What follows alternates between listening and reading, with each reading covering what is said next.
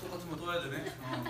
자, 지금까지 3반에 찍었는데 2반 진도가 느려서 다시 2반에서 찍게 되었어요. 혹시 여기서 영상 촬영하는 게 불편한 사람이 있으면 영상을 삭제하거나 다른 방 가서 찍겠습니다. 이번 시간에 우리 뭐에 대해서 이야기할 것이냐면은 임진왜란이 일어나기 직전에 조선의 상황에 대해서 마저 이어서 살펴보고 일본의 상황에 대해서도 이어서 살펴보도록 할게요. 자, 조선의 건국년도 1492년, 임진왜란이 터진 해 1592년이에요. 그죠? 대략 몇 년의 시간이 있었어요? 200년의 시간이 있었어. 그지? 자, 이 200년 동안 조선이라고 하는 나라가 전쟁을 했다라는 얘기 들어본 적 있나요? 없나요? 없어요. 그죠? 외부의 침략을 물리치거나 아니면은 여진족과의 충돌이 벌어진 적은 있었어. 다시 말해서 전투를 한 적은 있지만 국가와 국가 간의 전쟁을 한 적은 없었다라는 것이죠. 자, 군대 가면 이런 얘기를 들어요. 군대가 50년 이상 전쟁을 하지 않으면 군대의 기능을 제대로 발휘하지 못한다라는 얘기를 합니다. 무슨 소리냐면은 실전 경험이 없는 사람들이 죽고 세대가 교체가 되면은 사실 군대가 있어도 제대로 싸울 줄을 모른다라는 얘기죠. 자, 그런데 50년 전쟁은 안 해도 그런데 무려 몇 년이나 흘렀어요? 200년이나 흘렀어. 그지? 워낙 오랫동안 평화가 이어지다 보니까 어떤 상태가 되었을까? 그렇죠. 무방비해졌겠죠. 그죠? 조선의 군대는 상당히 물러졌을 것이고, 그죠? 조선 사람들의 머릿속에도 이런 생각이 들었을 거야. 에이, 설마 전쟁이라고 하는 게 일어나겠어? 라는 그런 생각을 하기에 충분한 시간이에요. 200년은. 그죠? 자, 그게 무슨 말이냐면은 거기 밑에 나와 있죠. 그죠? 200년 가까이 전쟁이 평화가 지속되다 보니까 밑줄 칩시다. 국방력이 약화되고 주변 정세 변화와 위협에 대한 대응이 미흡했다. 옆에 나라에서 전쟁이 일어날 것 같은 분위기가 나타나고 있었는데 그것을 제대로 눈치채고 그에 대해서 대응하는 것이 제대로 이루어지지 못했다라는 것이에요. 자, 그 외에도 조선의 국력이 약화되고 있었던 또 다른 원인은 무엇이냐? 자, 국력이 약화된다라고 하는 것, 국력이라고 하는 것은 무엇과 굉장히 깊은 관련이 있나요? 나라의 힘은 황제권이 강화해야 되기도 하고 또 기본적으로 그 나라가 강하고 잘 살려면은 기본적으로는 백성들의 삶이 안정되어야 되지. 그래야 백성들의 삶이 안정되어야 걔네들이 세금을 잘 내서 나라도 잘 부유해질 것이고 잘 돌아갈 것이에요. 그죠? 백성들의 삶이 안정되어야 걔네들이 군대를 잘 가서 강력한 군대를 가질 수도 있을 겁니다. 그죠? 다시 말해서 임진왜란 터지기 직전에 조선의 백성들의 삶은 안정되지 못하였다라는 겁니다. 자, 무엇이 조선 백성들의 삶을 어렵게 만들었느냐? 대표적인 것은 바로 밑줄 칩시다. 세금제도인데요. 방납제와 방군수포제라고 하는 것이에요. 방납제와 방군수포제라고 하는 것 때문이었습니다. 자, 방납제 들어봤나요? 중학교 때도 배울 텐데 방납제 들어봤나요? 자, 조선시대 때 백성들이 나라에 내야 되는 세금으로 공납이라고 하는 거 있었어요. 요거는 뭐 내는 거였니? 그렇죠. 곡물. 그 지역에서 생산이 되는 특별한 생산물을 내는 것을 가지고 공납이라고 이야기를 했어요. 그죠? 자, 그래서 농민 백성들의 경우에는 국가에서 요구했던 특산물들을 구해서 내야 됐다라는 거예요. 이게 바로 이제 공납이라고 하는 세금의 한 종류였다라는 것이죠. 자, 문제는 사실 이 공납이라고 하는 것이 백성들에게 부담이 상당히 큰 것이었어요. 왜 그랬을까? 문을 열어놓으니까 목소리가 불편이 된다.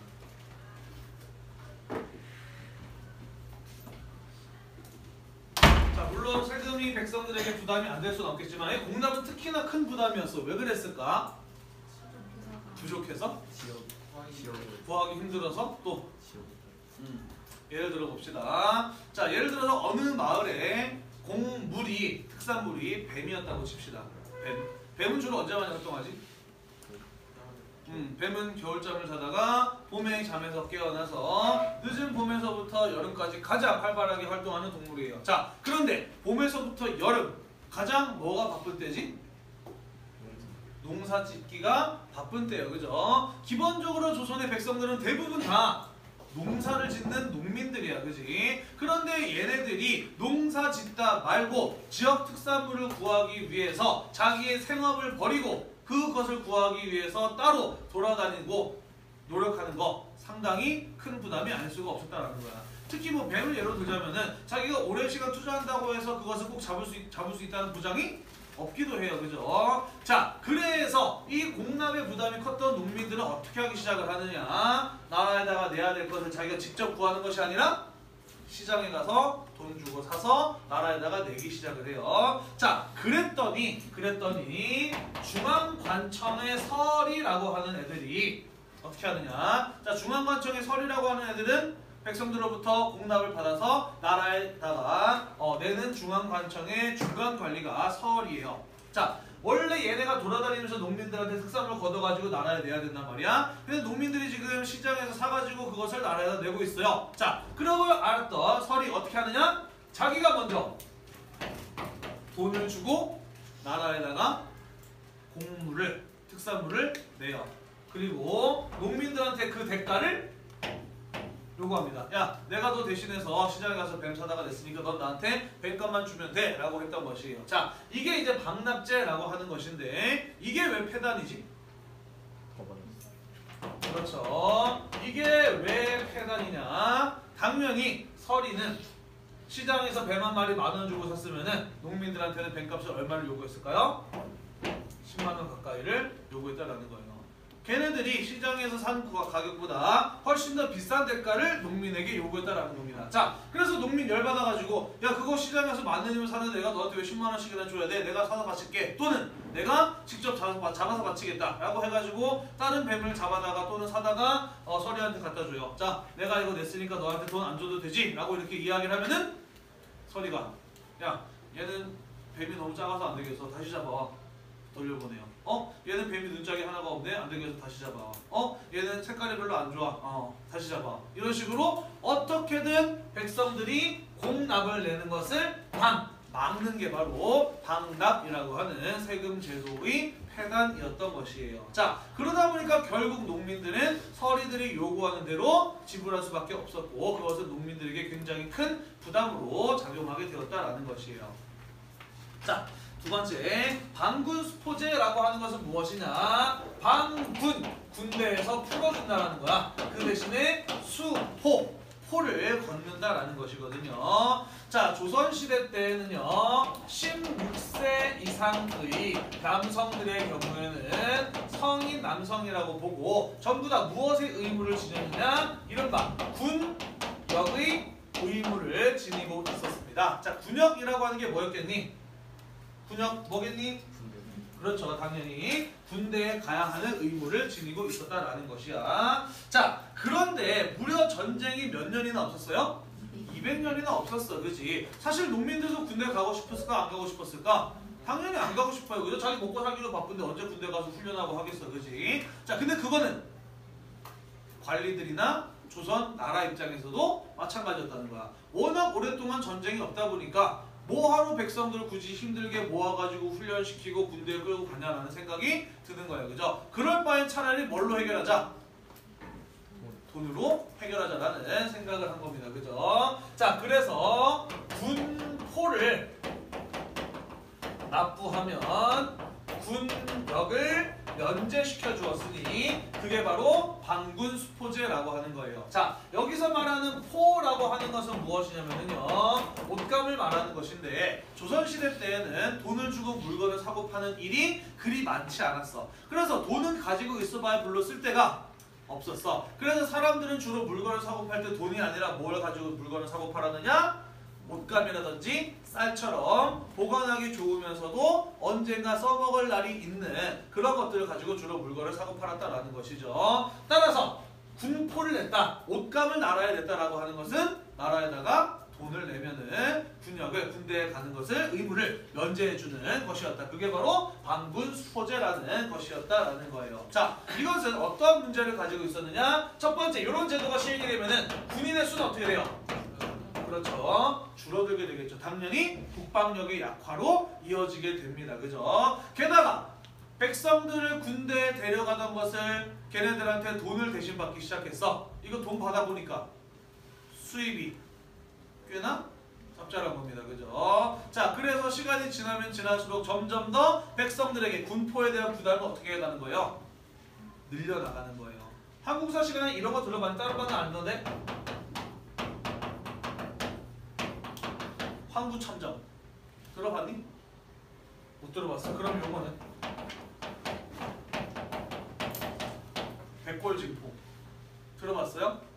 황구참정 요거 뭐예요? 황구 노란입이야. 아직까지 애들이 나이가 어린 사람을 말하는 것이죠. 첨정 그것을 성인 남성으로 쳤다라는 거야. 아직 군대에 갈 나이가 안 된 16세 이하의 남자아이에게 너 다컸네 16세 이상인 것 같아 하면서는 군포를 뜯어가는 게 황구첨정이에요. 백골징포 죽은 사람한테 아직 안 죽은 거 알고 있어라고 해서 군포를 뜯어가는 게 백골징포라는 것이에요. 자, 당시 조선의 어떤 통치 질서가 점차 흐트러지게 되면서 탐관 오리들이 날뛰기 시작을 했고요. 특히 중앙관청의 설이라든지 아니면 우리가 춘향전에서 볼 수 있는 대표적인 악역 뭐 이박 요런 애들 있잖아요. 그죠? 이런 사람들 같은 경우는 사실 봉사직이었어. 나라에서 월급을 안 받았거든. 그러니까 이 사람들은 나라를 위해서 일을 하지만 벌어들이는 게 없으니 당연히 백성들한테 걷어들인 세금 중에 일부를 자기의 수입으로 삼아야 되기도 하는 거예요. 그죠? 그래서 공무원들을 잘 대우해야 나라가 잘 돌아가는 겁니다. 아무튼 그래서 이런 일들이 벌어지게 되었고 그러한 어떤 것의 문제로부터 나타나는 것은 고스란히 누구의 부담으로 이어지게 되나요? 백성들의 부담으로 이어지게 되는 것이죠. 그죠? 자, 그러면서 백성들은 몰락하기 시작합니다. 가난해져요. 먹고 살기 위해서는 무엇 할 수밖에 없었느냐? 자기가 농사 짓고 사는 땅을 팔아서 어떻게든 먹고 살아야 돼요. 그죠? 자, 그렇다면 그렇게 몰락하는 농민들의 땅을 사들이는 사람은 누굴까? 당연히 경제적 여유가 있는 양반 지주들이 그 땅을 사들이는 거예요. 그죠? 자, 그러면서 양반들의 땅이 점차 커져갑니다. 그게 양반 지주들의 토지 경병이 심화되었다라는 이야기예요. 빈부격차는 나날이 어떻게 되어가나요? 커져가는 것이죠. 그죠? 자, 그러면서 밑주십시다. 시간이 지나면 지날수록 농민들의 부담은요? 더욱 커지게 되는 것이고 그들의 몰락 현상은 심화되는 것이고 백성들이 나라에 대한 불만은 더욱더 어떻게 돼요? 커지는 것이에요. 그죠? 자, 그러면서 임꺽정 들어봤죠. 그죠? 임꺽정과 같은 이런 어떤 전국적으로 유명한 도적, 대규모의 도적단 이런 애들이 나타나기도 했었다라는 것이에요. 선생님이 어디였지? 만화였나 소설이었나 임꺽정을 다룬 거에서 이런 장면을 본 것 같아. 사또가 임꺽정을 재판하면서 야 이 도적놈아 라고 이렇게 외치니까 임꺽정이 똑같이 사또를 바라보면서 야 이 도적놈아 라고 이렇게 소리를 지르는 장면이었어요. 이 장면이 뭘 보여주는 것일까? 왜 사또가 임꺽정한테 도적놈아 라고 하는데 임꺽정은 똑같이 사또 보고 도적놈아 라고 했을까? 왜 내가 도적이 되었을까? 그것은 너네 같은 탐관오리들이 백성들의 물건을 백성들에게 지나치게 많은 세금을 걷는 그런 도적질을 하니까 우리 같은 사람이 도적이 된 거 아니냐라는 그런 어떤 비난의 목소리였던 것이죠. 그 장면을 표현한 것이었다라는 생각이 들어요. 이거 50분에 끝나죠. 그죠? 자, 지금 우리 뭐에 대해서 배우고 있어요? 임진왜란이 터지기 직전에 조선의 상황에 대해서 배우고 있어요. 그죠? 자, 지금 조선 어떤 상황이었어요? 백성들은 나날이 가련해지고 있어요. 그죠? 반군 수포제 같은 것 때문에 군인의 숫자는 줄어들고 있어요. 그죠? 무려 전쟁이 있기 전에 200년 동안이나 평화가 지속되면서 국방력이 약화되고 외부 정세에 대한 대응이 미흡했어요. 이런 상황에서 전쟁이 터졌으니까 당연히 어떻게 될 수밖에 없었던 거니? 조선은 그렇죠. 전쟁에서 크게 피해를 입을 수밖에 없었다라는 것이에요. 자, 그래서 우리는 임진왜란이 터지기 직전에 조선의 상황에 대해서 먼저 살펴보았습니다. 그 다음 임진왜란이 터지기 직전에 일본의 상황에 대해서 먼저 이어서 이야기를 해보도록 할게요.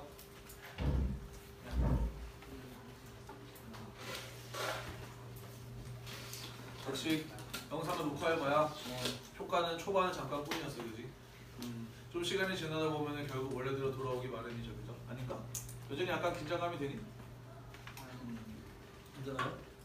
아니, 선생님은 내가 직접 수업을 하고 말을 하고 영상을 찍어서 올리는 거기 때문에 카메라가 돌아가기 시작하면 좀 많이 긴장이 돼. 지금은 약간 좀 이제 괜찮아졌는데 평소 다른 반에서 수업하는 것보다 그래도 말을 좀 더 가다듬어서 하려고 노력을 하고 조금 더 사실에 가까운 그러니까 이제 내가 확인하지 않은 그런 것들은 좀 말을 자제하려는 그런 모습들을 보이고 있는데 잘 모르겠지. 평소와 별로 다를 바 없어 보이지. 그지? 사실 약간 긴장을 하고 있어요. 자, 일본의 상황으로 가보도록 합시다. 자, 16세기 중엽 이후에 세계사적으로 굉장히 중요한 사건이 일어납니다. 그것은 바로 무엇이냐면 신항로의 개척이라는 거예요. 그죠? 자, 지금까지 항해술이 발달하지 못해서 유럽 주변의 바다만 돌아다닐 수 있었던 유럽인들이 나침반이 전파되고 난 이후에 항해술이 급격하게 발달하게 되면서 유럽 근처를 넘어서 대서양, 인도양, 태평양을 횡단하게 됩니다. 건너가게 되죠. 자, 그러면서 아메리카 대륙을 발견하게 됨과 동시에 이들의 경우에는 지금까지 중앙아시아나 서아시아 혹은 아랍인들을 통해서 간접적으로 물건을 사오던 동아시아 세계와 직접 접촉을 하게 되죠. 그러면서 직접 동아시아에 와서 그들의 물건을 팔고 또 동아시아의 물건을 사갈 수 있게 되었습니다. 자, 이게 신항로 개척이라는 사건이었는데요. 자, 그러면서 자연스럽게 서구의 문물이 일본에 전파되었다라는 것이에요. 서구가 뭔가요? 서구. 예전에는 유럽을 한자로 구라파라고 썼던 거 아니? 모르나요? 북한 사람들은 아직도 구라파라고 하는 것 같은데. 유럽은 우리나라에서 예전에 한자로는 구라파라고 썼어요. 서구는 뭐냐면은 서양 유럽을 뜻하는 말이야. 그래서 서양 유럽의 문화와 여러 가지 물건들이 신항로 개척 이후에 동아시아, 그 중에서도 일본에 전파가 되었다라는 것이에요. 자, 일본에 왔던 포르투갈 상인들에 의해서 일본에 무엇이 전파가 되느냐? 바로 조총이라고 하는 새로운 무기가 전파가 됩니다. 조총 뭐예요? 총이에요. 그죠? 다른 말로는 화승총이라고도 합니다. 자, 조총. 총이에요. 총은 어떤 무기지? 굉장히 강력하고도 간편한 무기예요. 그죠? 칼이나 창으로 사람을 죽이기 쉬울 것 같나요? 영화에 보면 굉장히 쉽게 죽이지만 결코 쉽지 않아요. 자고 있는 사람 찔러서 죽이는 거 쉬울지는 모르겠지만 살아있는 사람을 그걸로 갖다가 방어하고 있는데 그걸 가지고 사람을 죽이는 게 굉장히 어려워요. 하지만 총은 어때요? 손가락 구부릴 힘만 있으면 사람 하나 죽일 수 있는 무기가 총입니다. 그죠? 자, 이 총이라는 무기가 일본에 전해지게 되면서 일본 역사에 어떠한 영향을 미치게 되느냐? 미쳐칩시다. 센고쿠 시대의 통일을 촉진하게 돼요. 자, 센고쿠 시대 어떤 시대였는지 혹시 기억나나요? 안 하겠지, 그치? 시험 시간표가 발표됐어도 아직까지 중간고사 공부 전혀 안 하고 있죠, 그죠? 일단은 추석 연휴 놀고 생각해보자라는 생각이지, 그치? 그래야 오상고 학생답지. 그래야 우리 학교 학생들답죠, 그죠? 자, 센고쿠 시대 어떤 시대였냐면은 일본의 두 번째 막부였던 무로마치 막부에서 지방 무사들에 대한 통제를 강화하고자 슈고의 권한을 강화시켰어요. 그랬더니 지방 무사들은 통제가 잘 됐는데 슈고들의 힘이 너무 강해져서 걔네들을 막부가 통제하기 어려워졌어요. 그죠? 자, 그러면서 이들 슈고들이 지방에서 독립적인 세력으로 성장하였으니 그들을 바로 뭐라고 불렀냐면은 다이묘라고 불렀습니다.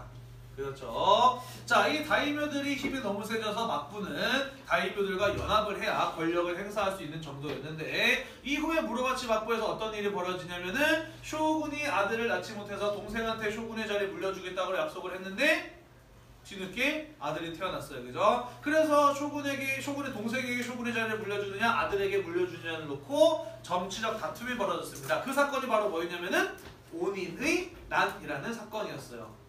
자, 이때 전국의 다이묘들이 동생 편, 아들 편으로 나뉘어가지고 자기들끼리 싸웠어. 그지? 자, 이때 사실 다이묘들 입장에서는 아들이 쇼군이 되냐, 동생이 쇼군이 되냐는 별로 중요하지 않았다 그랬어요. 그죠? 자기의 힘을 더 키우기 위해서는 다른 다이묘의 땅을 공격을 해서 자신의 땅을 빼앗아서 자신의 힘을 더 키우는 걸 하고 싶었는데 싸움을 하려면 뭐가 필요했냐면 명분이 필요했어요. 그죠? 그래서 다른 다이묘를 공격할 명분으로 쇼군의 후계자 문제를 이용해서 다이묘들끼리 싸웠던 사건이 바로 온인의 난이었고요. 이런 일이 벌어지면 막부와 쇼군은 당연히 다이묘들끼리 싸우지 못하게 막아야 되는데 막부와 쇼군은 아무것도 할 수가 없었어. 그지? 그래서 온인의 난은 어떤 사건이었냐면은 막부와 쇼군이 다이묘를 통제할 수 없음을 드러낸 사건이었고 그 이후에 다이묘들은 자신들끼리 일본의 패권과 더 많은 땅을 차지하기 위해서 치고받고 싸우게 되었으니 그 100년 동안 전쟁이 이어졌던 시대를 가지고 우리는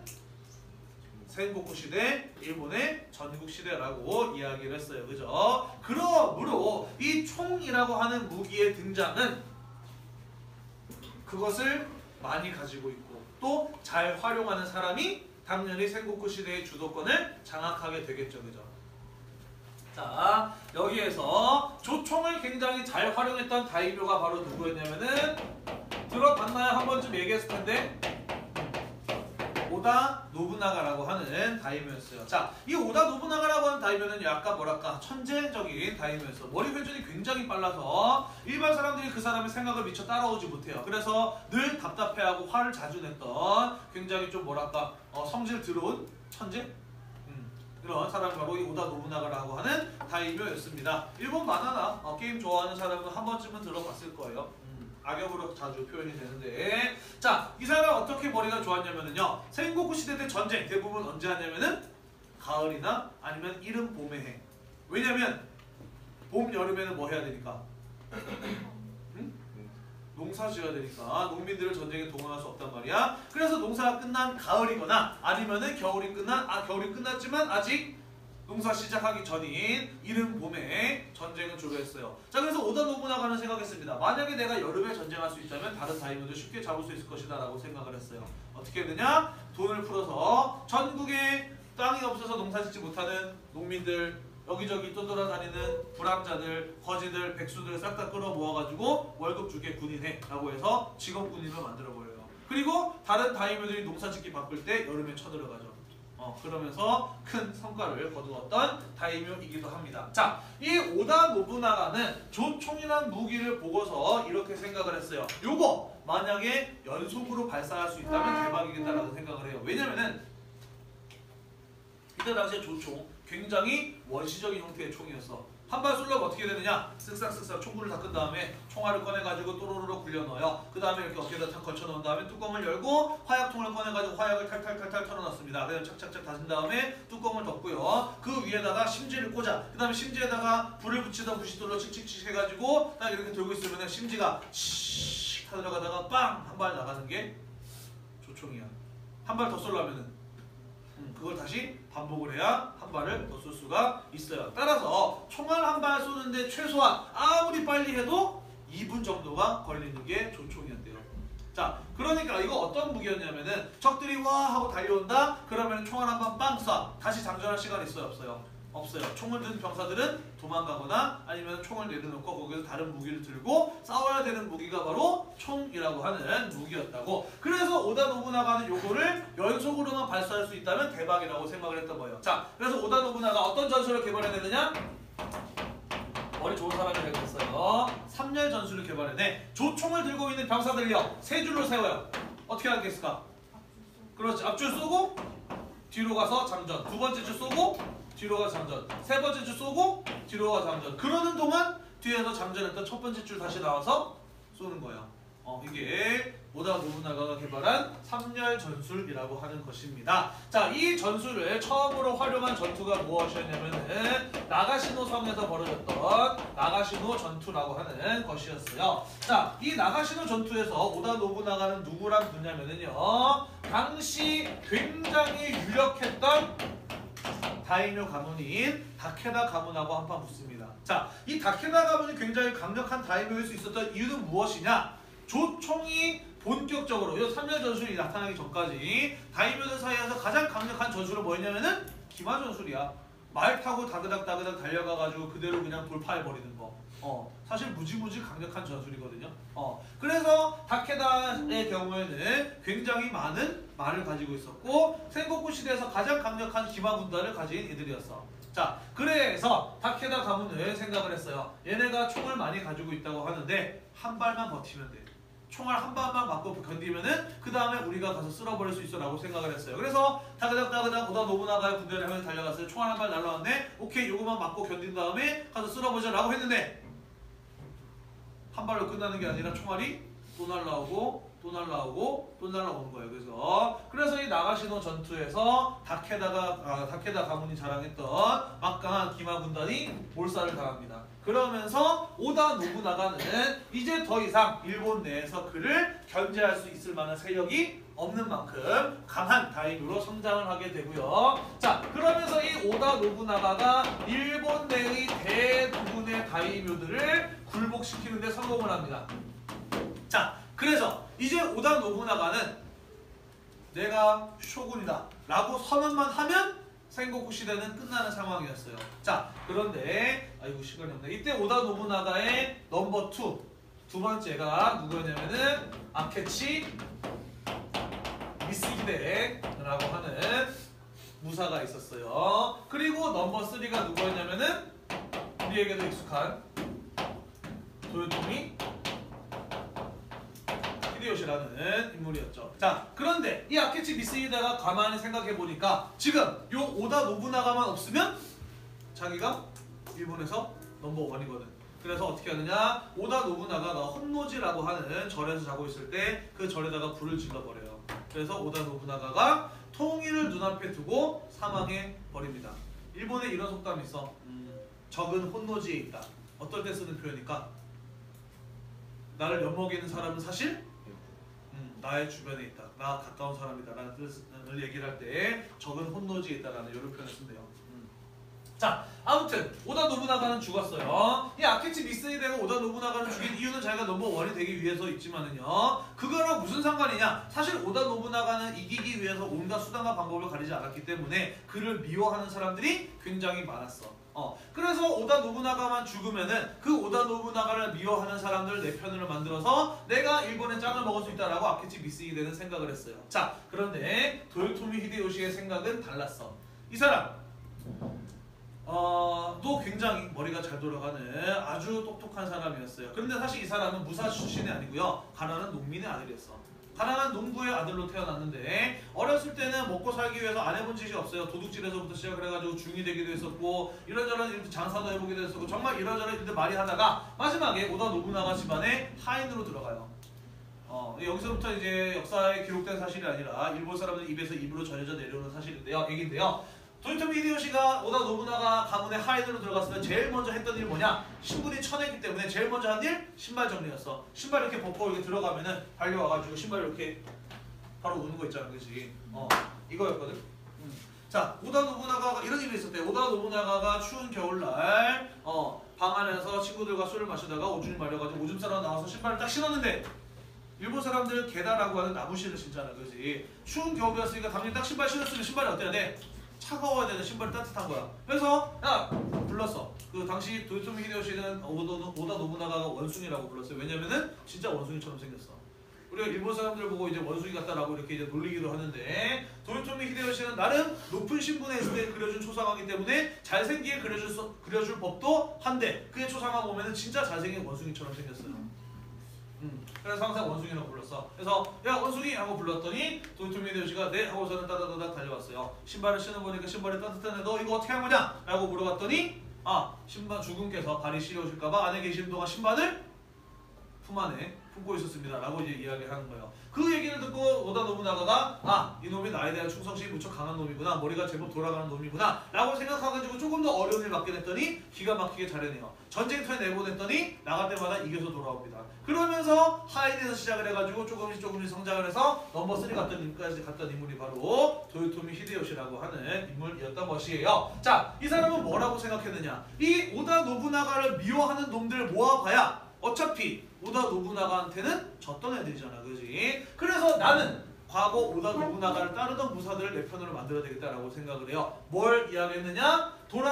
억울하게 돌아가신 주군의 복수를 하자라는 걸 명분으로 내세워요. 그러면서 과거 오다 노부나가를 따르던 부하들을 자기 편으로 흡수를 하고요, 아케치 미쓰히데와의 결전에서 승리를 거두게 되면서 도요토미 히데요시가 오다 노부나가가 미처다 하지 못했던 일을 마무리 짓습니다. 그건 바로 무엇인가요? 그렇죠. 밑주십시다. 센고쿠 시대의 통일이에요. 정확하게 이야기하자면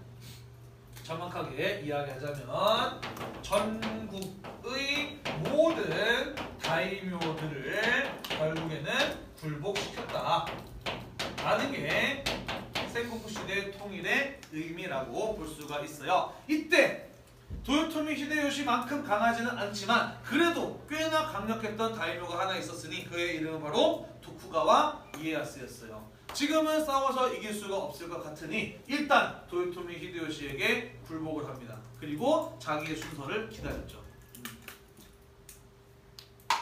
자, 그래서 도요토미 히데요시가 센고쿠 시대를 통일하였습니다. 그가 일본을 통일하고 난 이후에 어떤 일들을 했느냐? 첫 번째, 전국적인 토지 조사를 실시해요. 왜? 이제는 세금을 전국에서 똑같이 걷어야 되기 때문이지, 그지? 자, 그거를 가지고 토지를 검사한다라고 해서 검지라고 불렀어요. 자, 진나라의 시황제가 중국을 통일한 다음에 전국적인 토지 조사를 실시하고 뭘 했어요? 도량형을 통일했어. 왜? 세금을 똑같이 걷기 위해서였죠. 그죠? 마찬가지로 비추십시다. 도요토미 히데요시의 경우에도 토지의 면적을 재는 단위인 도량형을 통일했습니다. 세금을 잘 걷기 위해서인 거죠. 거기 위에다가 이렇게 하고 하나 써놓읍시다. 이때 당시에 도요토미 히데요시가 시작한 제도가 바로 석고제라고 하는 것인데요. 요거 뭐냐면은 토지의 가치를 그 땅의 면적으로 계산하는 것이 아니라 그 땅에서 쌀이 얼마나 많이 생산되느냐를 가지고 토지의 가치를 계산했던 제도가 석고제라고 하는 거예요. 나중에 다시 한번 나올 건데 일단은 알아두세요. 다시 말해서 아무리 넓은 땅이었어도 쌀이 생산되지 않는 땅이라면은 가치가 없는 땅이고 아무리 작아도 쌀이 많이 생산되면은 꽤나 가치가 큰 땅으로 계산하는 제도가 석고제라는 것이에요.